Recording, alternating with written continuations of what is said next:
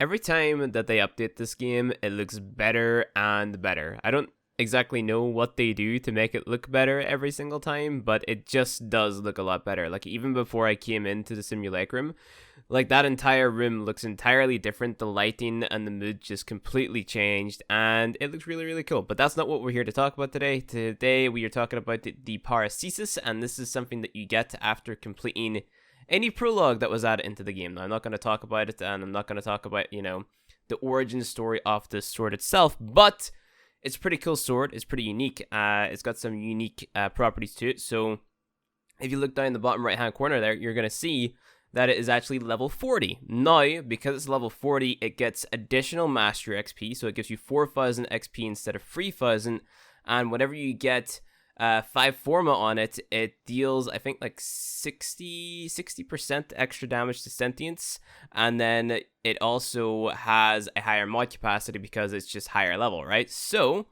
if we go ahead and we take a look here, we can see that we have 90 mod capacity. So I've got 5 Forma on, which, in itself is really, really good because we can just put on like any mod that we want. The Forma that you put on doesn't really matter. Just put on V polarities and dash polarities. I opted for, how many Vs have I got? I got 4 Vs and 1 dash, which I thought was, decent because I use the likes of dual stat elemental mods sometimes to boost up damage, but I'm running the basic crit build here. Prime pressure point for your damage, drifting contact for your combo duration, but it might be worth swapping that out for body count because you only get, like, I think the base status is like 12% or 13%. 12%, so it only goes from 12% up to 16. So that might not be the biggest increase, and you might be better off just using body count on there. Entirely up to you. So Blood Rush is for your crit, drifting contact to keep that combo duration up, so you keep that high crit chance. And then you have your elemental combo, Prime Fever Strike, Shocking Touch for your corrosive, or whatever combo that you're going for. And then you also have your third element, which is your heat damage, which is just going to give you bonus damage. Organ Shatter for the extra crit damage, and then Berserker for the attack speed. Now, this is a very, very, very slow weapon.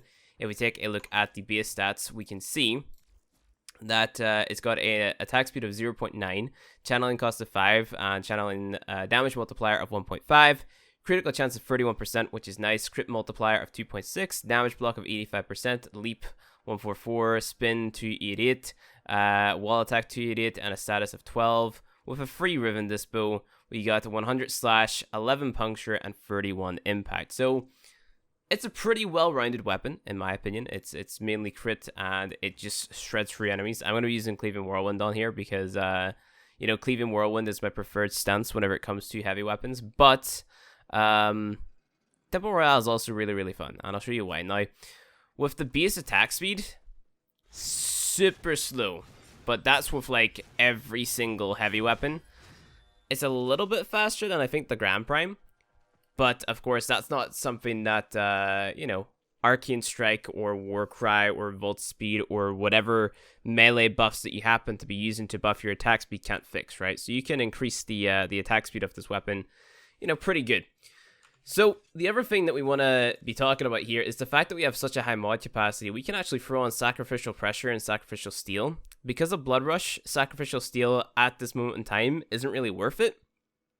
But, come Melee 3.0, if Blood Rush is changed, Sacrificial Steel may be worth it because of the high base critical chance on this weapon. So, we don't necessarily know what's going to happen to Blood Rush. We don't necessarily know what's going to happen whenever Melee 3.0 comes around, but this is going to be a great weapon for, messing around with different builds because of that high mod capacity that you have because of the level 40, right? So the other thing that you can also do is you can throw on Sacrificial Pressure and combine that with Sacrificial Steel to give yourself, more damage versus the sentience as well. So on top of that 60% extra damage that you're getting from the weapon just being level 40, I think it's 60% damage. I'm pretty sure it gives you 60% damage versus sentience, but that is just something that I heard on stream. Might not be entirely true, but that's what I'm, I think is what's with this weapon, because I don't know. I don't want to talk about how we got it, but I'll show you guys it. But yeah, you can throw on Sacrificial Pressure and Sacrificial Steel with, like, no real downside. But other than that, I guess let's just go ahead and jump in and kill some of the heavy gunners. Now, I'm not going to go ahead and make them pause, because if we pause them, we're going to get bonus damage. But if we jump at them, I'm not going to use any Well, I do have Arcane Strike on, so you're going to see that, and you're going to see Berserker procs as well. So you're going to see the damage with just that stuff on. So you shred through the enemies relatively quickly. Some pretty good slash procs and cruiser procs going off. And, of course, because those are going off, you're getting some pretty good damage. Just base, like, whenever you swing the sword, plus also the slash procs as well. So they die pretty fast, and then if we go ahead and we pop Warcry, they die even quicker, right? So this is basically how I play melee, especially with these heavy blade types. You know, I like to always buff myself up, give myself more attack speed, give myself more damage, etc. And then the guys die very, very fast. You deal some pretty crazy high numbers just because of the base crit, right?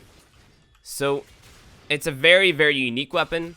And again, I don't want to spoil how you get it or any of the other lore things that come with it, but it's a very unique weapon, and I really like the fact that we're getting something different in terms of weapons, because this is like more mod capacity. You can throw on, you know, more umbral mods, you know, stuff like that, or sacrificial mods for the sake of being correct whenever it comes to naming the mods. But it looks insane, it sounds insane, it's got a cool slam attack as well, which is really dope. Look at the effect at least behind. It's crazy cool.